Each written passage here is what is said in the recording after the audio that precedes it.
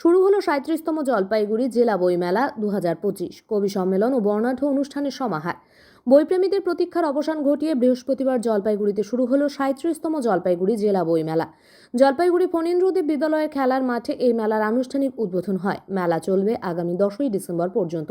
বইমেলার উদ্বোধন উপলক্ষে এদিন দুপুরবেলা জলপাইগুড়ি পুরসভার প্রাঙ্গণ থেকে এক বর্ণাঢ্য শোভাযাত্রার আয়োজন করা হয়। এই শোভাযাত্রায় শহরের বিভিন্ন বিদ্যালয়ের পড়ুয়ারা, স্বনির্ভর গোষ্ঠীর মহিলারা এবং সমাজের নানান স্তরের মানুষজন উৎসাহের সঙ্গে অংশগ্রহণ করেন। শোভাযাত্রায় বিশেষ অতিথিরাও পা মেলান। ফণীন্দ্রদেব বিদ্যালয়ের খেলার মাঠে আয়োজিত শুভ উদ্বোধনী অনুষ্ঠানে প্রদীপ প্রজ্বলন করেন রাজ্যের জনশিক্ষা প্রসার ও গ্রন্থাগার পরিষেবা বিভাগের মন্ত্রী জনাব সিদ্দিকুল্লাহ চৌধুরী। এছাড়াও উপস্থিত ছিলেন বিশিষ্ট কবি শ্রীজাত বন্দ্যোপাধ্যায়, জেলা শাসক শ্যামা পারভিন, বইমেলার কার্যকরী সভাপতি তথা অতিরিক্ত জেলা শাসক রাজেশ রাঠোর, কার্যকরী সম্পাদক তথা পুরসভার চেয়ারম্যান সৈকত চ্যাটার্জি, জেলা পরিষদের সভাধিপতি কৃষ্ণা রায় বর্মন, সদর মহকুমা শাসক তমজিৎ চক্রবর্তী, বিধায়ক খগেশ্বর রায়, বিধায়ক প্রদীপ কুমার বর্মা, ভারপ্রাপ্ত জেলা গ্রন্থাগার আধিকারিক ইমরান শেখ সহ আরও অনেক বিশিষ্টজন। এবারে জলপাইগুড়ি বইমেলাকে ঘিরে কর্তৃপক্ষ একাধিক নতুন উদ্যোগ গ্রহণ করেছেন। বইমেলার প্রাঙ্গণকে আরও আকর্ষণীয় করে তোলার পাশাপাশি সাংস্কৃতিক অনুষ্ঠানের দিকে বিশেষ নজর দেওয়া হয়েছে। এবারের মেলায় কবি সম্মেলন আয়োজনের উদ্যোগ নেওয়া হয়েছে, যেখানে কলকাতার বিশিষ্ট শিল্পীদের পাশাপাশি স্থানীয় আগত বিশিষ্ট কবিরা অংশ নেবেন। বই কেনাবেচার পাশাপাশি প্রতিদিন থাকছে বিভিন্ন ধরনের সাংস্কৃতিক অনুষ্ঠান, যা মেলাকে আরও প্রাণবন্ত করে তুলবে।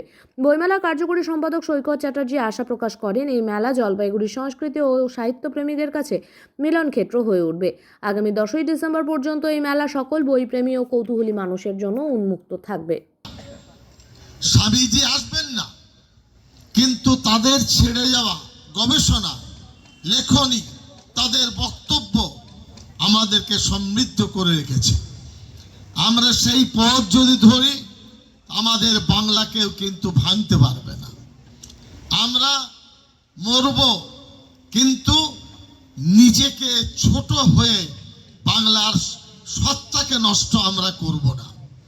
এই বই সে অঙ্গীকারের বড় একটা দিক।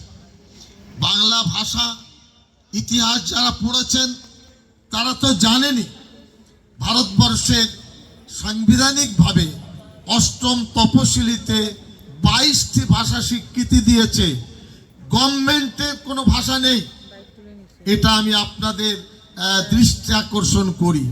সরকারের কোনো ভাষা নেই, কিন্তু হিন্দি এমন জায়গায় পৌঁছে গেছে মনে হচ্ছে এটা সরকারি ভাষা। সরকারের নিজস্ব কোনো ভাষা নেই। সেই সূত্রে আমাদের ভাষা রক্ষা করার দায়িত্ব কিন্তু আমাদের। ইংলিশ মিডিয়ামে ছেলেমেয়েরা পড়ে, বাংলা ভাষা তারা ভুলে যায়। আমরা অভিভাবক হয়ে যদি না পারি, কারা পারবে? এখানে দুজন আপনার চেয়ারম্যান সহ মাননীয়